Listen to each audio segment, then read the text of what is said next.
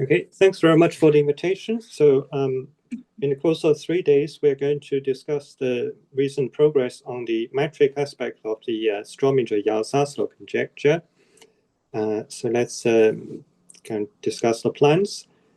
So today's main goal is to tell you some brief history about the metric SYZ conjecture, leading to the current results. So the stuff discussed in today is probably going to be quite elementary for people who already know something about the subject. So we're going to talk about some algebra geometric background about essential skeleton and large complex structure limit. We are going to talk about a dimensional reduction of the Calabi-Yau metric called semi-flat metric. Basically means imposing torus symmetry. And we are going to discuss the reduction of the metric SYZ conjecture to some problem about potential estimates. So next time, the goal is to discuss something about the potential estimates and talk a little bit about the role of non-Archimedean geometry in this subject. And the third talk, hopefully, will get to some of the more recent progress about the solution of a version of the conjecture. Okay, so let's begin. This is a brief reminder about some backgrounds. So a Calabi-Yau manifold is a compact Kähler manifold with a nowhere vanishing holomorphic volume form. Okay, so satisfying this PDE, usually known as the complex Monchamp equation. So little omega is the Kähler metric. So this equation means that the volume form of the Kähler metric is up to a constant proportional to a canonically associated volume form defined by wedging the holomorphic volume form omega, capital omega, with its complex conjugate. So the reason why these things are interesting is because they give a large class of Ricci-flat manifolds. In other words, it solves the vacuum Einstein equation, Ricci is equal to 0. And for the purpose of this series of talks, it's useful to remember that there is a canonical measure on the manifold. You can view this either as the volume measure or something induced from this holomorphic volume form. The point is that you don't have to know the solution of the PDE to talk about this measure. Okay, so the foundational result of Yau tells you that if you give me any Calabi-Yau manifold in the sense of having a nowhere vanishing holomorphic volume form, or in other words, the canonical bundle is trivial, and you prescribe a given Kähler class, then there is a unique Calabi-Yau metric within this Kähler class. So that was the foundational result in this subject, known as the solution of the Calabi conjecture. So this is an amazing result, but unfortunately, it doesn't tell us what the metric looks like. I mean, the solution of Yau was based on a priori estimates. It proves existence, but it doesn't say what the metric is. One of the fundamental questions in the subject is, suppose you change the complex structure, or if you change the Kähler class, what can happen as the Calabi-Yau metric varies? So the interesting questions are those concerning the limits of these metrics as you go to some singular degeneration. Okay, so what are the easiest examples of Calabi-Yau metrics? The simplest one is probably just the Euclidean metric. That's what it looks like. So capital omega is just the wedge product of all the DZIs. And the measure is just a Lebesgue measure. That is the simplest example. The simplest compact example is just complex torus. That is to say, you descend the above Euclidean structure to quotient. So unfortunately, within the compact world, the complex tori examples are pretty much the only completely explicit example that you can write down. There are quite a lot of other things that you can describe using gluing constructions, but as far as I know, the complex tori are the only ones you can completely explicitly write down. There are, on the other hand, quite a lot of explicit examples in the non-compact case. So for instance, for general culture, it's a nice fact that on C2, there are more Calabi-Yau metrics than just a flat Euclidean metric. So for instance, there is something called the Taubnat metric, which is a non-Euclidean complete S1 invariant Calabi-Yau metric. And if you look at the volume of the geodesic balls of radius r, this thing grows like r to the 3 power, r cubed. Whereas the Euclidean metric on C2 would grow like r to the 4th. This is very far from being Euclidean. So this already tells you that somehow the non-compact world and the compact world behave quite differently. In the compact world, the complex structure plus the Kähler class uniquely determines the metric. In the non-compact world, this is very far from being true. Okay, so what are the typical compact examples? So this is one of the most basic ones.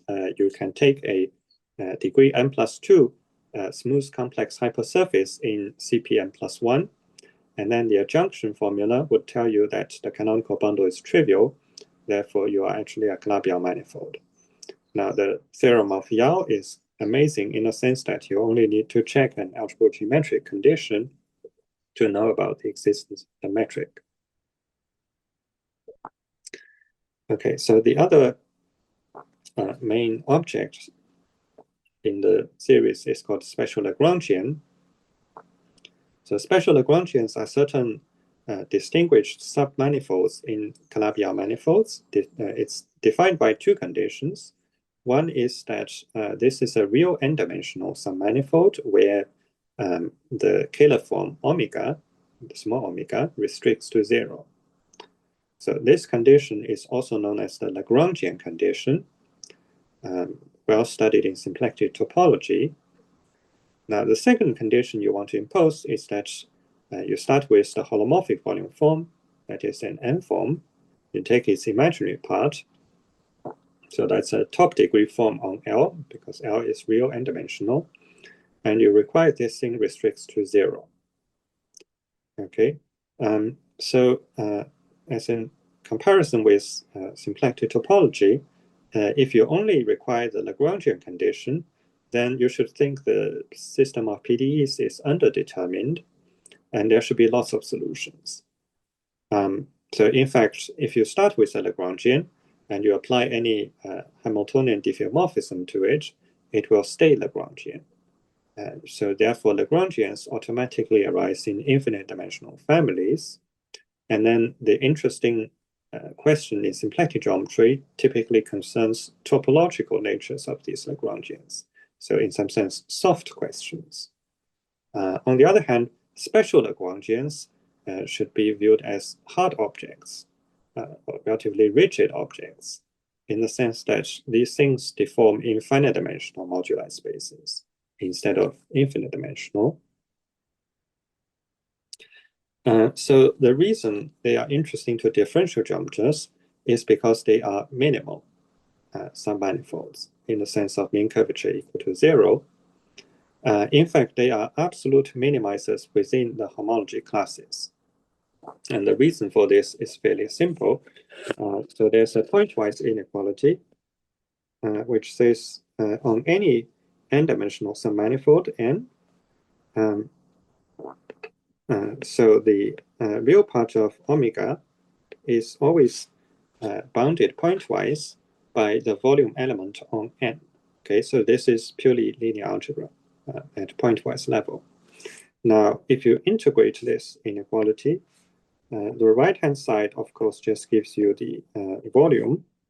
The left-hand side, the important thing is that this integral only depends on the homology class of n, because capital omega is closed. So therefore, if you consider any submanifold in the same homology class as L, then the integral is the same thing as the integral on L. Okay, so this gives you a topological lower bound of the volume of any submanifold in the same homology class. So the main point is that if L is special Lagrangian, then this inequality is saturated. So this tells you that this is a well-known proof that special Lagrangians minimize the volume within their homology classes. Okay, so the converse is not true in the sense that if you start with an arbitrary homology class and you try to minimize the volume, you are not guaranteed to get a special Lagrangian because within a given homology class, there might not be any special Lagrangian. So one of the main questions in the subject for which people still know almost nothing is there any reasonable criterion on a homology class to guarantee the existence of special Lagrangians? In general, the answer is we know almost nothing. Okay, so the examples of special Lagrangians, the very simplest, I guess, is Rn inside Cn. The next simplest is, well, you can have Tn inside C star to the n, C star to n with the Euclidean structure. Now it's, okay, the special Lagrangians sometimes are compared to their cousins in holomorphic geometry, the holomorphic subvarieties. So these are, in some sense, the two most important classes of high codimensional minimal surfaces. However, the holomorphic subvarieties you can study using techniques from algebraic varieties, by using algebraic geometry, while special Lagrangians are, in some sense, highly transcendental objects. It's much more difficult to get control of these things, and it's also harder to write down examples of these things. Their analytic behaviors can also be quite different from holomorphic subvarieties. Okay, so what is the Strominger-Yau-Zaslow conjecture? The conjecture was formulated by more or less physics-minded motivations. So the original formulation is slightly vague. But the spirit of this is the following. So for Calabi-Yau manifolds near the so-called large complex structure limit, you want to find special Lagrangian Tm fibrations. Okay. So the large complex structure limit, we are going to refine what this means. But for the moment, you should think this is a way for the complex structure of the manifolds to degenerate in a particularly severe way. And we are also going to refine what it means to have a special Lagrangian torus fibration, because what people soon realized after the conjecture was proposed is that there essentially has to be singular fibers, and whether or not the special Lagrangian fibration should be extended to the singular fibers is a question of totally different nature. So therefore, in some refinements of this conjecture, people kind of required, instead of trying to find a global special Lagrangian torus fibration, you just want to find a special Lagrangian fibration in the generic region, that is to say, on most of the manifold rather than everywhere. Okay, so what roughly is the large complex structure limit? It's a particularly severe way of degenerating the complex structure. So here is a concrete example. So what I call the Fermat family. I guess the correct name should really be the Dworkin family, but this sounds more catchy. So the family depends on a small parameter t.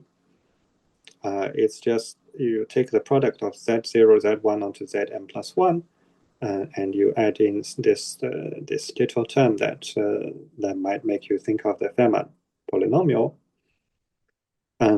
So this is a family of hypersurfaces inside CPM plus 1. Its degree should be n plus 2 in order to guarantee that this is a family of Calabi-Yaus. so for instance, when n is equal to 1,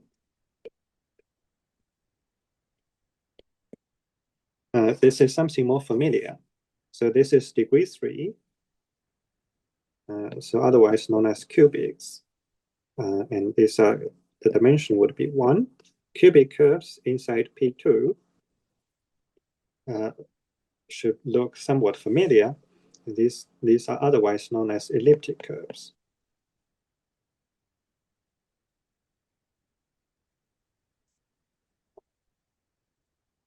Okay. So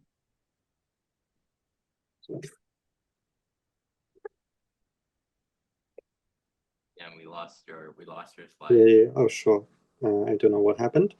All right. Okay. So the motivations for the SYZ conjecture. We lost your slide. Yeah. Sorry. Can you hear me? We can't see your slides. I don't see your slides. Do you see it now? No. You have to reshare.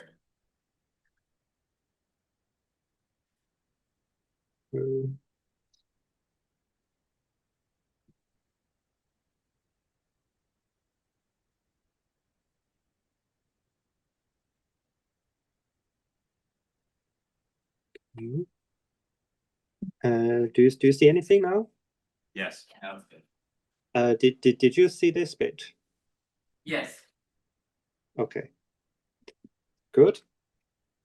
So the motivations for SYZ from the viewpoint of differential geometry, I already mentioned it's Einstein manifolds and minimal sum manifolds. From the viewpoint of complex geometry, it's about understanding the limits for degenerating families of Calabi-Yau manifolds.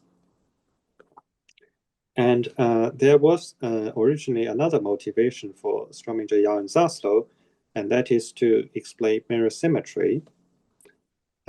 So this was a historical motivation. So what this roughly means is that they want to find this special Lagrangian fibration on the Calabi-Yau close to the degeneration. So this would give you a torus fibration. Now you replace every torus with the dual torus over the same base. That, morally speaking, would give you another torus fibration. And the suggestion of Strominger, Yau, Zaslow is that this procedure should give you the mirror Calabi-Yau family up to instanton corrections. So maybe I should comment that this was historically an important motivation for these people. But nowadays, the field seems to have diverged into two directions. So if what you really want is application to mirror symmetry, then the important thing for you is just a Lagrangian fibration. And you should focus on the Lagrangian fibration, and you should try to use some Floer theory to produce the mirror side, which is a complex manifold. Whereas the kind of other direction is you really focus on the special Lagrangians and ask for the differential geometric questions. So I feel like the fields have kind of split into these two different directions. So today, and in this talk series, we will entirely focus on the more differential geometric aspects. Okay, so what are the simplest examples of SYZ? These would be just elliptic curves. So what do these look like metrically? So this is a fundamental domain of an elliptic curve. The metric is just the flat metric. So in a one-parameter family, what can happen is that the elliptic curves, the fundamental domain is just the parallelogram. It can shrink until in the limit it converges in the Gromov-Hausdorff sense to S1. Okay, so what's happening when you do this convergence? Okay, so along this elliptic curve, you have a family of S1s, and this is an S1 fibration, which is the simplest example of a torus fibration. Or if you like a more topological picture, this is a family of circles. So you can see it's a family of very small circles fibered over a somewhat large circle. Okay, that was what's happening in the case of elliptic curves. And it's important to note that the metric limit, which is S1, you can understand in two ways. You can either understand this as the base of the circle fibration here, or you can understand it as the metric Gromov-Hausdorff limit of the sequence. But it's important to note that this thing is not an algebraic variety.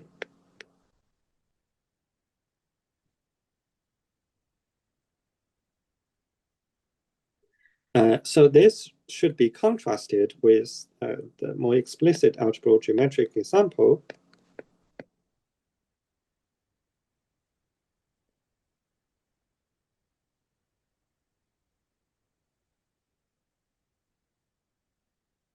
So if you take this family of cubic curves in P2 and send T to 0, then the limit is just Z0, Z1, Z2 is equal to 0. And each of these equations gives you a copy of P1.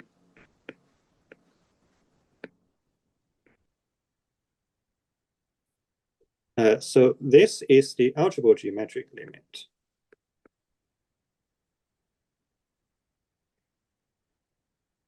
Which is not the same thing as this metric limit.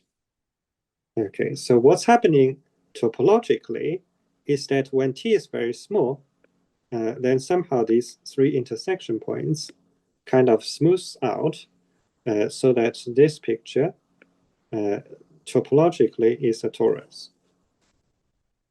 And the circles are kind of shrinking down. Okay, so that is the simplest example of what's happening with SYZ fibration. Unfortunately, all the other examples pretty much are non-explicit to some extent.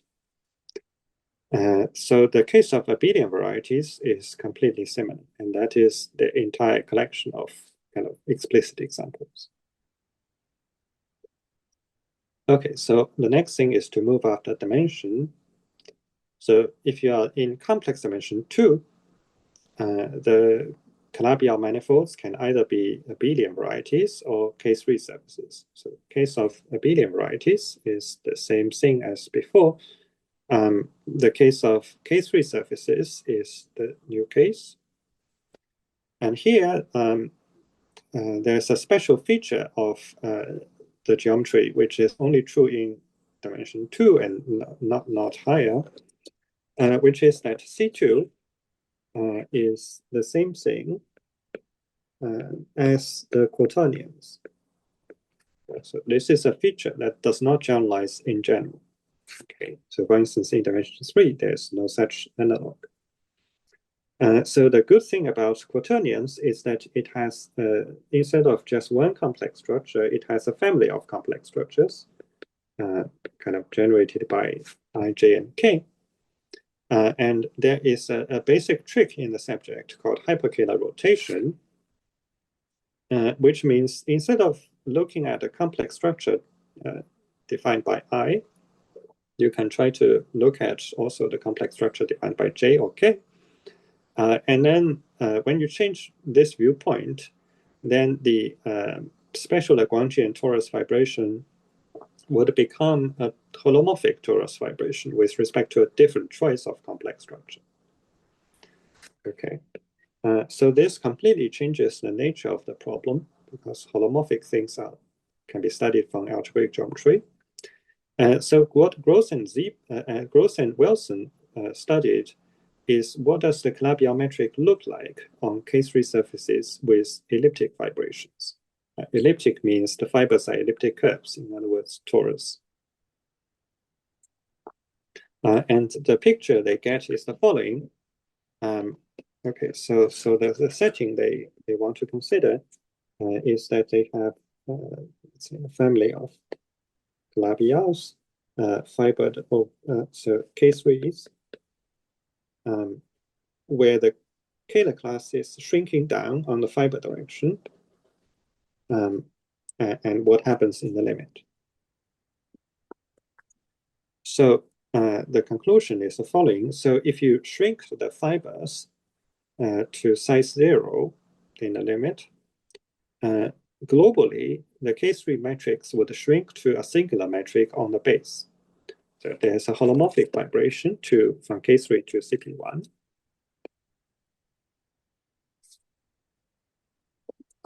The CP1 carries a singular Kähler metric, which you can explicitly write in terms of the period integrals of the T2 fibers. And that metric on CP1 is going to be the Gromov-Hausdorff limit of the sequence of metrics on K3. Furthermore, in the generic region of the metric, in other words, most of the volume measure, the metric is up to exponentially small error given by a semi-flat metric.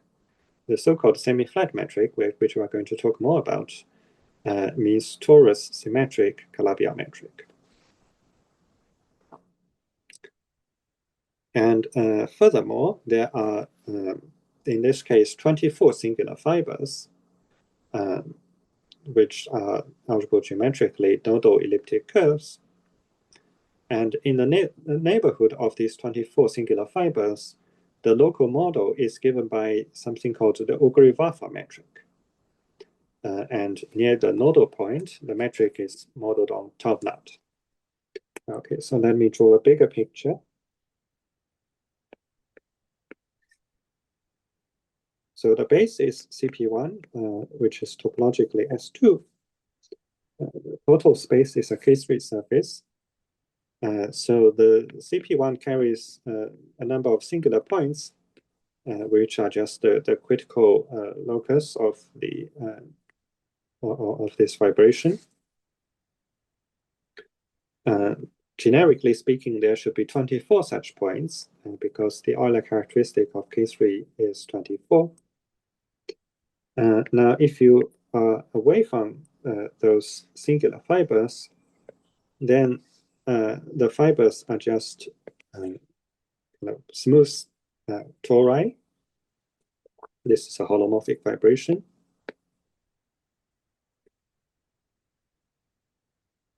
And metrically speaking, you will see that in the generic region, that is to say far away from these singular points, the metrics on these torus fibers will be close to being flat.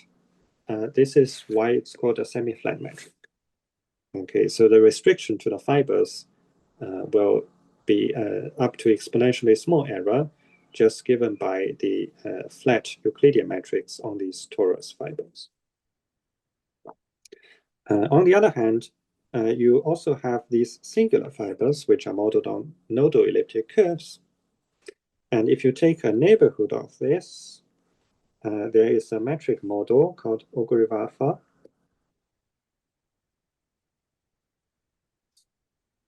So that's the model for the neighborhood of the nodal elliptic curve.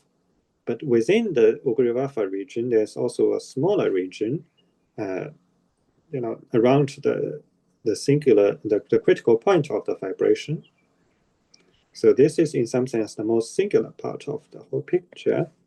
And if you magnify this, this will be a smaller region embedded inside the Ugari-Vafa metric. And its local model is the so-called top nut metric.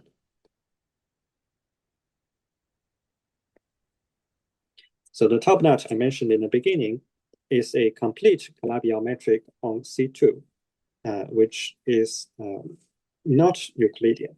Okay, so it's an exotic metric on C2.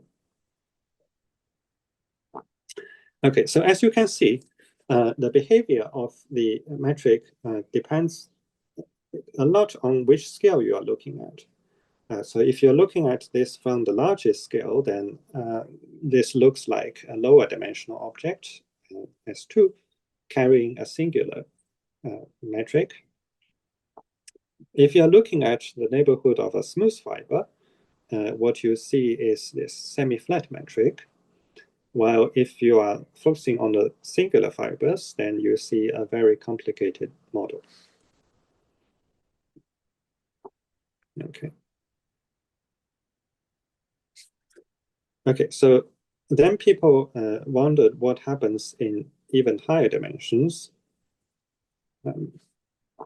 So Joyce has this rather pessimistic result that for dimension bigger or equal to 3, the special Lagrangian fibrations are very different from holomorphic fibrations. So for instance, for holomorphic fibrations, you can have singular fibers for sure, but the map giving the fibration is a holomorphic map. So from the viewpoint of analysis, it's in particular a infinity map. On the other hand, Joyce pointed out that for special Lagrangians, this is very far from the case. The fibration map is typically not the infinity, and the singularities of special Lagrangians are still very poorly understood. So Joyce himself pointed out certain non-Fredholm behavior when you started to have